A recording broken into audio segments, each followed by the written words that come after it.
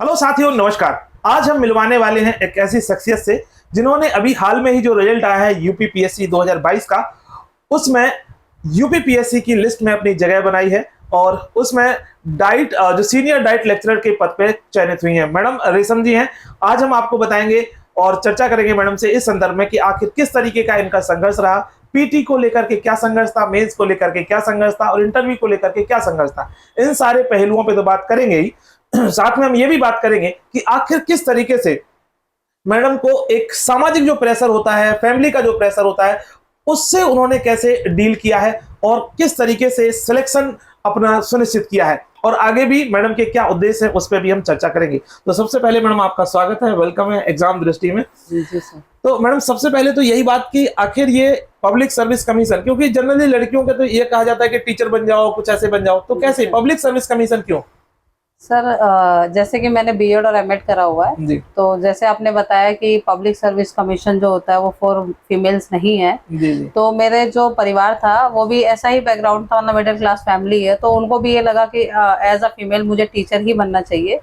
फिर 2017 में जैसे कि मेरी शादी हुई, उसके बाद मैंने डिसाइड करा और इसके लिए मैं अपने हस्बैंड की बहुत ज़्यादा शुक्रगुजार हूँ, क्योंकि उन्होंने मुझे बहुत ज़्यादा प्रोत्साहन दिया कि आप कहीं ना कहीं एक ऑफिसर के लिए फाइट कर सकती हो। उन्होंने मुझे बहुत मोटिवेट करा, उनको ऐसा लगता था कि मैं एक अफसर के पद पे जा सकती हूँ। तो सर इसलिए फिर मैंने वहाँ से क्विट करके इसकी तैयारी स्टार्ट करी 2019 में। ग्रेट। तो अभी मैडम जैसे आप काफी दिनों से मेंस दे रहे थे, जी सर। तो कितने मेंस दिए आपने, फिर उसके बाद ये सफलता आपको हासिल हुई है? सर ये मेरा 4th अटेम्प्ट था। जैसे फर्स्ट में तो मेरा प्रीलिम्स क्लियर नहीं हुआ, फिर उसके बाद जो मैंने सेकंड दिया सर उसमें भी ऐसा था कि मेरा प्रीलिम्स नहीं हुआ। वो कहीं ना कहीं बहुत शॉकिंग हो जाता है कि जब आप 2 बार प्रीलिम्स दे रहे हो और प्रथम पड़ाव भी आपका क्लियर नहीं हो रहा। फिर उसके बाद मैंने थर्ड दिया तो प्रीलिम्स मेरा क्लियर हो गया था और वहाँ पे मेरा मेंस नहीं हुआ। तो वहाँ पे मुझे बहुत ज़्यादा निराशा ही हाथ लगी। फिर ये मेरा 4th अटेम्प्ट था इस बार और मैंने प्रीलिम्स दिया, फिर मेरा मेंस हुआ और ये मेरा फर्स्ट इंटरव्यू था इस बार। तो ऊपर वाले की दया से इस बार मेरा सिलेक्शन सीनियर लेक्चरर गाइड के पद पे हो चुका है। तो सर यही था। तो जैसे आपने बोला कि कई 4 अटेम्प्ट के बाद सिलेक्शन होना, बहुत सारे स्टूडेंट ऐसे होते हैं कि वो 1 अटेम्प्ट में फेल हो जाते हैं, 2 अटेम्प्ट में फेल हो जाते हैं और निराश हो जाते हैं। जी सर। अभी मैडम मेरा कल एक स्टूडेंट से बात हो रहा था तो बोला कि सर बहुत निराश हूँ, उसने एक ही मेंस दिया अभी तक, फिर भी बहुत परेशान था। तो ऐसे स्टूडेंट के लिए क्या सजेशन है मैडम? सर मैं जैसे कि हाउस वाइफ हूँ और आप देख रहे हो कि मैं मैरिड हूँ। 2017 में मेरी शादी हुई, तो आप सोच सकते हो कि 6 साल मुझे हो चुके हैं। तो मेरे ऊपर कहीं ना कहीं सामाजिक दबाव भी है। जो सिंगल है उनको तो मुझे लगता है उम्मीद कभी नहीं छोड़नी चाहिए। क्यों? क्योंकि कहते हैं ना कि संघर्ष से ही सफलता होती है और इंसान अगर लगा हुआ है, अगर आप कहीं भी लगे हो तो कुछ ना कुछ जरूर लेके जाओगे। ये एक ऐसा फील्ड है कि आप जीवन में कुछ खोओगे नहीं, कुछ ना कुछ आप लेके ही जाओगे। जैसे कि मैंने बताया कि ठीक है, 1 बार नहीं होता है, 2 बार नहीं होता है। मेरा भी इस बार जैसे प्रेफरेंस मेरी सीट आई थी मेंस के बाद, तो मैंने जब देखा कि सिर्फ मेरे को प्रेफरेंस सीनियर जो डाइट लेक्चर आ रहा है उसके लिए हुआ, तो मेरे लिए बहुत बड़ा डिजास्टर था कि एग्जीक्यूटिव में मेरा नहीं हुआ।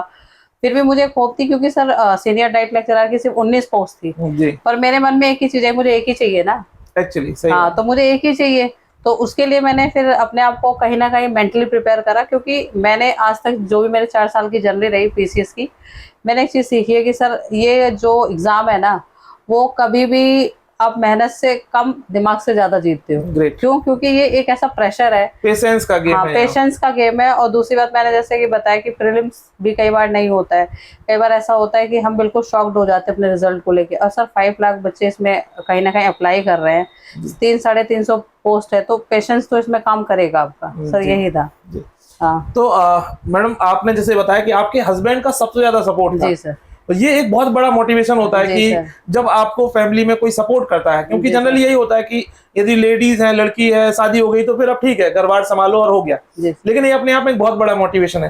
तो आखिर मतलब ऐसे क्या ये अरेंज मैरिज थी आपकी या लव मैरिज थी? क्योंकि ऐसा सपोर्ट अरेंज मैरिज में मुझे देखता हूँ कम ही देखने के लिए मिलता है। सर जैसे कि मैं सबसे पहले जो भी मेरी वो है कि मेरे यहाँ तक आने की जो सफलता है, सबसे पहले मेरे फादर। ग्रेट।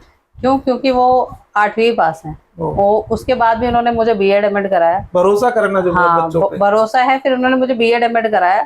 कहीं ना कहीं मैं अपने घर में भी सबसे पहली ही हूँ कि जो बीएड एमएड कराया। तो मुझे लगता है कि उनकी एजुकेशन इस लेवल की नहीं थी और वो मुझे गाँव से दिल्ली में लेके आए। उन्होंने एक अच्छी मुझे ऐसी लाइफ अपॉर्चुनिटी मतलब दी कि जिससे कहीं ना कहीं मैं सक्सेस की तरफ बढ़ी। फिर सेकंड जो मेरी लाइफ में सबसे इम्पोर्टेंट जो रोल प्ले करते हैं वो मेरे हस्बैंड। आपने जैसे पूछा कि लव मैरिज है कि अरेंज मैरिज है, तो सर ये लव कम अरेंज आप कह सकते हैं। ये बहुत अच्छा है। हाँ, कि ऐसा था कि लव भी था, अरेंज भी था, सोशली करिए, पेरेंट्स की रजामंदी से करिए। क्यों? क्योंकि हमें पता था साथ चलना है। सही है, तो ये बहुत अच्छा है। हाँ, क्योंकि समाज और परिवार इसके बिना आप नहीं जी सकते। तो फैमिली भी एग्री हो गई, इनकी फैमिली भी बहुत अच्छी है, मेरी फैमिली भी बहुत अच्छी थी। तो ये था कि यहाँ तक आने का मतलब था सर, हस्बैंड भी थे तो परिवार भी था। बिल्कुल क्योंकि आप कई बार टूटते हो, सही बात है। और जितनी बार टूटोगे उतने बार आपको परिवार ही संभालता है। बिल्कुल। तो सर यही था। ग्रेट। जी सर। तो मैडम, स्टूडेंट को आप ये बताइए कि आखिर अभी चूंकि प्रीलिम हमारे पास में है, 14 मई को प्रीलिम है, जी तो सर। आखिर आपने क्या किया था जिससे कि प्रीलिम क्वालिफाई हो गया था? वही बच्चे कर ले जिससे कि उनका प्रीलिम क्वालिफाई हो जाए। सर ऐसा था कि प्रीलिम्स तो मेरा जैसे मैंने बताया 4 अटेम्प्ट दिए तो 3 बार मेरा क्वालिफाई हुआ है। तो प्रीलिम्स मेरा ना रुकने का जो पहली वजह थी कि मैं यूपीएससी की भी तैयारी कर रही हूँ। जी। तो बेसिक मेरा कंप्लीट है, जीएस जैसे कि पॉलिटी हो गया, आपका मॉडर्न हो गया। तो मुझे जो आने वाले बच्चे हैं जो मतलब इस बार प्रीलिम्स देने वाले हैं, और मैं भी देने वाली हूँ, क्योंकि सर जब तक कि मुझे एसडीएम का पद नहीं मिलता तो मैं इस फील्ड को नहीं छोड़ूंगी। तो इसके लिए मेरी उन लोगों से बस यही है कि आप जो भी पढ़ रहे हैं बहुत कंसाइज पढ़िए, इतना पढ़िए कि आपको सिलेक्शन लेना है, उसमें प्रीलिम्स में टॉप तो किसी को नहीं करना है, ठीक है। और मुझे लगता है कि करंट जो है वहाँ पे सबसे बड़ा रोल प्ले करता है, एक साइंस है वहाँ पे जो सबसे बड़ा रोल प्ले करता है, एक हिस्ट्री है। क्योंकि मैं जैसे कि हर बार यूपीएससी का एग्जाम होता है उसके बाद 1 वीक मिलता है पीसीएस के लिए।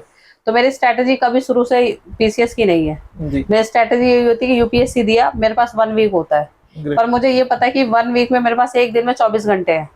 तो उसमें मैं क्या करती हूँ, घटना चक्र साइंस की, बाकी हिस्ट्री की हो गई, बाकी जो करंट हो गया, बाकी जो बेसिक वहाँ का है, जो भी आप कह सकते हो कि हाँ स्टैटिक जो हो जाता है, बस इतना ही पढ़ के सर इजिली हो जाता है। ग्रेट। तो मतलब अभी आप लोग जैसे बहुत सारे बच्चे मैडम मैसेज करते हैं कि सर मेरा इस बार नहीं होगा, मैं इस बार छोड़ रहा हूँ, मैं उनसे यही बोलता हूँ कि अभी 30 दिन है अपने पास और एम्पल अमाउंट ऑफ टाइम है, इतने में यदि आप ढंग से करोगे तो हो सकता है। सर जैसे मैंने आपसे बोला ना कि मेरे लिए 7 दिन भी काफी होते हैं। क्यों? क्योंकि एक दिन में 24 घंटे हैं। बिल्कुल ठीक है। अरे आप 24 घंटे में अगर 10-12 घंटे भी दोगे सर तो सफिशिएंट हो जाता है। और उसके लिए एक स्ट्रैटेजी होना बहुत जरूरी है। जैसे मैंने बताया कि मेरी स्ट्रैटेजी बहुत क्लियर है, और टारगेटेड पढ़ना चाहिए कि आप बहुत कम पढ़ो और ऐसा पढ़ो कि वहां पे क्वेश्चन में कोई दुविधा ना हो, क्योंकि 4 ऑप्शन आ रहे हैं, आप वहां पे कंफ्यूज हो जाओगे तो आप वही नेगेटिव हो जाते हो। उससे अच्छा कि आप कंसाइज पढ़ो, एक ही चीज पढ़ो, ऐसा होना चाहिए कि अब मैं श्योर हूँ कि ये है। तो सर ये स्ट्रैटेजी मुझे यहाँ तक लाई है। अच्छा मैडम, जैसे पीटी की जब हम बात करते हैं, प्रीलिम की बात करते हैं, तो नंबर ऑफ क्वेश्चंस आपने प्रैक्टिस किए होंगे, मतलब घटना चक्र से या प्रीवियस ईयर से। तो एक्चुअली मैडम हम लोग ना एक बार इस साल से एक नया प्लान लेके आ रहे हैं स्टूडेंट के लिए। प्लान ये है कि हम डेली स्टूडेंट को टॉपिक्स देंगे। उस प्रोग्राम का हमने डीपीपी नाम रखा है, डेली प्रैक्टिस प्रोग्राम। उसमें हम क्या करेंगे कि डेली स्टूडेंट को 3-4 टॉपिक मिलेंगे, शाम को उसी से संबंधित टेस्ट हो जाएगा 75 क्वेश्चंस का, और उसके बाद उन्हीं टॉपिक से संबंधित डिस्कशन हो जाएगा पूरा, जिससे कि एक समग्र स्टडी, सेल्फ स्टडी करके भी, घर पे रह करके भी कोई भी कर सकता है, क्योंकि बहुत भारी भरकम कोचिंग करने की कोई जरूरत है नहीं। तो इतने ये प्लान कैसा रहेगा वैसे बच्चों के? सर सुनने में तो मुझे भी अच्छा लग रहा है, अगर टाइम हुआ तो मैं भी ज्वाइन करूंगी इसको, बिल्कुल करूंगी। क्योंकि मैंने बताया ना कि स्ट्रेटेजी ही है जो आपका सिलेक्शन डिसाइड करता है। आप कितना भी पढ़ लो, मार्केट में मटेरियल की कमी नहीं होती कभी भी, पर यह है कि आप उसमें से अपने काम का कितना पढ़ोगे। अगर कहीं पे ऐसी स्ट्रेटेजी आपको मिल रही है, या तो आप कैपेबल हो कि अपनी स्ट्रेटेजी बनाओ, अगर नहीं हो, अगर कहीं पे जैसे सर आप बता रहे हैं कि आपने ऐसा प्लान रखा है, तो मेरे हिसाब से काफी यूजफुल होगा। अब बच्चे अगर इसे ज्वाइन करते हैं तो डेफिनेटली उसका फायदा हर किसी को मिलेगा, और पढ़ना भी चाहिए। मैंने जैसे बताया अगर मेरे पास टाइम बचता है तो मैं भी करूंगी इस चीज को। एक्चुअली होता ही है कि बच्चे ना बिखरे रहते हैं, कभी कुछ पढ़ लिया कभी कुछ पढ़ लिया, वो एक सीक्वेंस में पढ़ ही नहीं रहे, और उसी चक्कर में चीजें रुक जा रही हैं। जी सर। और सिलेबस पूरा हो नहीं पाता है कभी इस तरीके से। सर मैंने जैसे बताया ना कि आपको सिलेबस कभी पूरा नहीं होगा जी। उसके लिए क्या है कि आप बहुत कम पढ़ो जी, और टारगेटेड पढ़ो। अगर ऐसा कहीं भी मिल रहा है तो आप पढ़ो उसको जी, बस यही है। तो मैडम मेंस को लेकर कि सबसे ज्यादा डर रहता बच्चों को, बहुत सारे स्टूडेंट ऐसे उन्हें कॉन्फिडेंस रहता पीटी में निकाल लूंगा, लेकिन मेंस में टेंशन है। तो मेंस में आंसर राइटिंग का क्या रोल है मैडम, और आपकी क्या स्ट्रेटजी रही मेंस को लेकर? सर जैसे मैंने बताया कि मेरा जब सेकंड मेंस, फर्स्ट मेंस हुआ था तो मेरा क्वालिफाई नहीं हुआ था। मेरा जहाँ तक रीजन था एक ऑप्शनल था, मुझे जहाँ तक पता है, क्योंकि ऑप्शनल एक ऐसा होता है कि अब तो खैर हट गया, लोगों के लिए बहुत अच्छी बात है। ये डिसाइडिंग फैक्टर था हम लोगों के लिए, हिंदी मीडियम के लिए खासकर वो चैलेंजिंग हो चुका था, ये मतलब सबको पता ही है। तो मेरा सोशियोलॉजी ऑप्शनल था, और हिंदी मीडियम में सोशियोलॉजी से रिजल्ट बहुत कम है। तो मेरा ऐसा था कि आपका साथ था, जैसे कि मैंने आंसर्स लिखे, आपके थ्रू लिखे, आपने उसमें मुझे अच्छे अच्छे कमेंट दिए। कई बार होता था कि आपके कमेंट्स ऐसे होते थे कि मैं बहुत फ्रस्ट्रेट हो जाती थी, मुझे गुस्सा भी आ जाता था कि ऐसा क्या लिख के दूं कि मतलब मुझे अच्छा मिले लिखा हुआ इसके ऊपर। तो पर फिर मैं यही सोचती थी कि नहीं, ये अगर मुझे इसमें कमियां बताई जा रही है, इट मीन्स मुझे इसमें इम्प्रूवमेंट करना है। क्योंकि टीचर एक ऐसी चीज होती है ना सर, कि वो कमियां इसलिए बताता है कि वो आपको आगे देखना चाहता है। एक पेरेंट्स और एक टीचर जी मैम। दोनों हमेशा अपने स्टूडेंट और बच्चे की सक्सेस ही चाहते हैं। तो मेरा जो ड्रॉबैक था वो ऑप्शनल ही था। अब अभी चलो तो हट गया, नहीं तो ऑप्शनल बहुत जरूरी था। और आंसर राइटिंग में ऐसा होता है कि बहुत ज्यादा लिखने से बचना चाहिए, जी। जो मेरी पहले स्ट्रेटेजी थी। ये होता है कि कम लिखो, थोड़ा उसको पिक्चर फॉर्म में लिखो, अट्रैक्टिव लगना चाहिए। अननेसेसरी चीजें नहीं लिख करके हाँ। मेन चीजें लिखनी चाहिए। जी सर। अभी जैसे इस बार यूपी स्पेशल का मैडम पूरा का पूरा जो अलग 2 पेपर जुड़ गए, जी सर। तो इसको हम लोगों ने जैसे पूरा पिक्टोरियल फॉर्म में ही किया है, पूरे सिलेबस को मेंस के, जी और सर। उसकी आंसर राइटिंग को पूरा हमने पिक्टोरियल फॉर्म में ही किया है, जी जिससे सर। कि बच्चों को पॉइंट वाइज फॉर्म में मिल जाए चीजें, बड़ा आसान हो जाए। क्योंकि ऑप्शनल अभी हटा तो अभी भी एक बड़ा चैलेंज आ गया यूपी स्पेशल, क्योंकि एक तो उसका ऑथेंटिक डाटा नहीं है कहीं जी पे सर। कुछ सही तरीके से, तो उसको भी हम लोग कोशिश कर रहे हैं कि आप लोगों के लिए कुछ अच्छा सा प्रयास करके दें। जी सर। मैडम अब जो अंतिम पड़ाव रहता है इस परीक्षा का, वो इंटरव्यू है। जी सर। इंटरव्यू में क्या आपसे क्वेश्चन पूछे गए? सोशियोलॉजी आपका ऑप्शनल था, जी बहुत सर। सारे क्वेश्चन आपसे पूछे गए होंगे, जी सर। तो क्या क्या रहा और कैसा अनुभव था आपका इंटरव्यू का? सर जितना मुझे डर था उस हिसाब से तो मुझे बहुत अच्छा लगा वहाँ पे। जी इतना फेयर नहीं था जैसा कि मतलब बोला जाता है। जो यहाँ पे प्रेशर होता है एक्चुअली ये मॉक होता है, जी ठीक है, क्योंकि युद्ध में जाने से पहले तैयार करना ज्यादा जरूरी है। जी और वहाँ पे मेरा ऐसा था कि जब मैंने एंट्री करी सर, तो मुझे लग गया था मेरा हो जाएगा। क्यों? क्योंकि वो ऐसे बैठे हुए थे कि वो मेरा वेट कर रहे हैं, ग्रेट। ठीक है। और उन्होंने बहुत अच्छे से गाइड करा कि आप बैठो, परेशान मत हो, आराम से बैठो, रिलैक्स होके बैठो। फिर उन्होंने क्वेश्चन स्टार्ट करे, और क्वेश्चन ऐसे थे कि स्माइली फेस था उन लोगों का, और पॉजिटिव उन लोगों का रिस्पांस मुझे देखने को मिला। तो जब मैं निकली तो फिर मुझे पता था कि मेरा हो ही जाना है। तो क्वेश्चंस की अगर मैं बात करूं, जैसे अध्यक्ष जी थे, हरीश प्रताप सिंह जी के बोर्ड में था मेरा। तो सबसे पहला उन्होंने जो क्वेश्चन पूछा वो लिविंग पे पूछा मुझसे कि लिविंग रिलेशनशिप आप सुने होंगे, तो मैंने बोला जी सर।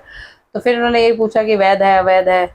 तो फिर उन्होंने मुझे कंडीशन दी कि 6 महीने कोई लड़का एक साथ रहा है, वो आपके साथ रहने के लिए कह रहा है, शादी आपकी होने वाली है, आप एक्सेप्ट करोगे नहीं करोगे? तो सर पहला क्वेश्चन ऐसा था। फिर दूसरा क्वेश्चन उन्होंने पूछा कि जाति जो जनगणना चल रही है उससे आप क्या समझ रहे हो, आपको सही लग रहा है, गलत लग रहा है? फिर विवाह क्या होता है? फिर उन्होंने थोड़ा मेरे बैकग्राउंड पे गए कि बीएड करा आपने, बीएड के बाद फिर क्या करा है? फिर मैंने बताया एमएड करी है, एमए करी है। फिर उन्होंने बताया कि टीचर बन जाते, टीचर बहुत अच्छी अपॉर्चुनिटी थी। फिर उन्होंने पूछा कि अच्छा मतलब आजकल जैसे एक मोराबी में ब्रिज गिरा हुआ था, करंट से रिलेटेड था, तो सर उस पे क्वेश्चन एक एसडीएम के मतलब कंडीशनल बेस्ड क्वेश्चन था। इतने ही क्वेश्चन थे सर। अच्छा था मेरे हिसाब से, मेरा इंटरव्यू अच्छा था, शायद अच्छा था तभी आज रिजल्ट हुआ है। जी जी। हाँ, मैं तो बाकी जो स्टूडेंट है प्रिपेयर कर रहे हैं, तो इंटरव्यू ऐसा नहीं है कि आपके नॉलेज टेस्ट कर रहे हैं। आपका प्रेशर झेलने का लेवल, आपका कॉन्फिडेंस, आपके बोलने का तरीका, ठीक है, आप कैसे उनको एक अच्छे कंडीशन में उनको अपने आंसर्स दे रहे हो, सर इतना ही है बस। मतलब सकारात्मक अप्रोच के साथ, पॉजिटिव एटीट्यूड के साथ। पॉजिटिव एटीट्यूड होना चाहिए। और सर उनको पता होता है, क्योंकि 30-35 साल का एक्सपीरियंस है उनको, वो बंदा देखते ही पहचान जाते हैं कि मतलब कि ओवर स्मार्ट है कि ज्यादा ही लो होके दिखा रहा है। तो आप वहाँ चालाकी नहीं करिए कभी भी, आप जैसे हैं, आपको जैसा भी आपकी पर्सनैलिटी है उसके साथ जाइए, ईमानदारी के साथ जाइए, होना होगा तो वो जरूर सिलेक्ट करेंगे। सर यही कहूँगी मैं। तो मैडम ने देखो आपको प्रीलिम के बारे में बताया, मेंस के बारे में बताया, इंटरव्यू के चरणों में क्या क्या समस्या आती है और कैसे डील कर सकते हो। सकारात्मक एटीट्यूड के साथ यदि हम इस पे काम करते हैं तो सिलेक्शन लेना बहुत मुश्किल नहीं है। पूरी परीक्षा को एक सकारात्मक दृष्टिकोण से देखना है। और दूसरी बात यह है कि हमें बहुत जल्दी हार नहीं मानना है। ये परीक्षा थोड़ी सी ना पेशेंस की है। सिविल सर्विसेज है, आपको एक किसी जिले की जिम्मेदारी मिलेगी, सब डिवीजन की जिम्मेदारी मिलेगी, किसी पूरे विभाग की जिम्मेदारी मिलेगी, तो अपने आप में एक जिम्मेदारी वाला जॉब है। तो इसके लिए वो भी चाहते हैं कि आप एक सीरियस कैंडिडेट बन के आए। बहुत मतलब ऐसे नहीं कि थोड़ा सा पढ़ लिया उसमें हो जाएगा, आपसे मेहनत भी चाहिए, आपके पेशेंस भी चेक करना है, सब कुछ करते हैं। तो इसी तरीके से इस तैयारी की पूरी रणनीति होती है। अंतिम सवाल फिर से मैडम दोबारा, वो पहला जो मैंने पूछा था फिर से वही, कि अभी बच्चों को 14 मई को एग्जाम देना है, तो उनके लिए क्या सजेशंस है कि वो ये कर ले तो ये उनका प्रीलिम हो जाएगा? सर जैसा कि मैंने बताया कि बहुत ज्यादा पढ़ने के पीछे नहीं भागना है। जो भी पढ़े कंसाइज पढ़े, और ऐसा पढ़े कि उसमें वो कंफर्म रहे। रिवीजन मतलब अच्छे से हो जाए। रिवीजन ऐसा हो कि अगर वो रात में भी कोई उठा के क्वेश्चन पूछ रहा है ना, तो उनको पता होना चाहिए। क्यों? क्योंकि सर प्रीलिम्स जो होता है ना, वो भी कहीं ना कहीं आपके नॉलेज पे तो है ही है, एलिमिनेशन भी काम करता है। बिल्कुल। कि आपको क्या चीज नहीं आ रही है और क्या चीज आ रही है, इसका भी नॉलेज होना क्लियर होना चाहिए। और जैसे कि आपने बताया कि आपने एक स्ट्रैटेजी बनाई हुई है, जी तो मुझे लगता है कि वो स्ट्रैटेजी बहुत बेस्ट है, तो उस पर वर्क होना चाहिए और जो भी मतलब करना चाहते हो करें। क्योंकि मैंने बताया ना कि ये परीक्षा जो होती है एक धैर्य की परीक्षा हो गई, एक आपकी मेंटल एबिलिटी चेक होती है कि, क्योंकि सर 5 लाख बच्चों में फिर 3.5 में आपका आना है, सही एक बात बिग डील हो जाता है। तो सर यही है। तो ये मैडम थी रेशम जी, और रेशम जी ने बहुत बेबाकी से अपनी सारी बातों को रखा, जिस तरीके से इंटरव्यू में इन्होंने और कॉन्फिडेंस से बातों को रखा है।